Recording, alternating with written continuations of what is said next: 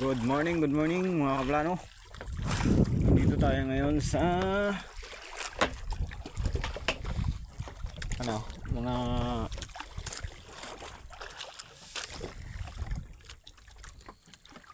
miles.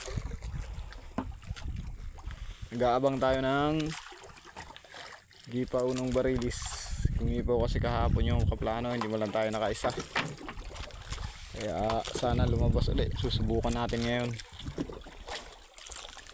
Baka may swerte pag lumabas yung gipaw mga kaplano. Naabangan ko yung mga ibon na yun. Sila yung naghahanap ng kainin, pero hindi pa lumalabas yung isda.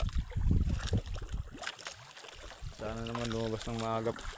Kahapon lumabas yun mga kaplano, mga 10 to 11 o'clock ng patanghali.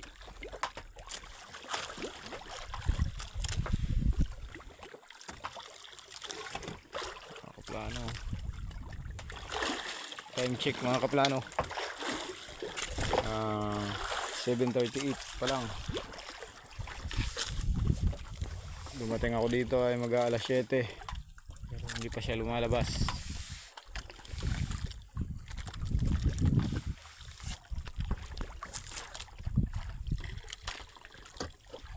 Malikot, medyo maalon kasi mga kaplano.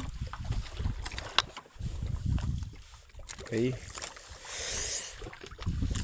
pare ang ating rapala. Pakain natin. Labas na kayo. Nasa na kayo? Kahapon kaplano ay may kasama yung butanding ay. Tapos makapalang gipaw.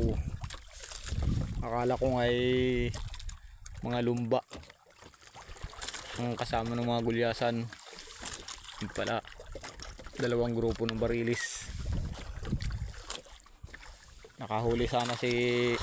Nakasibad sana si Kaplano Moyo, kaso naputol, nabitawan niya yung pulunan, kaya hindi niya nakuha.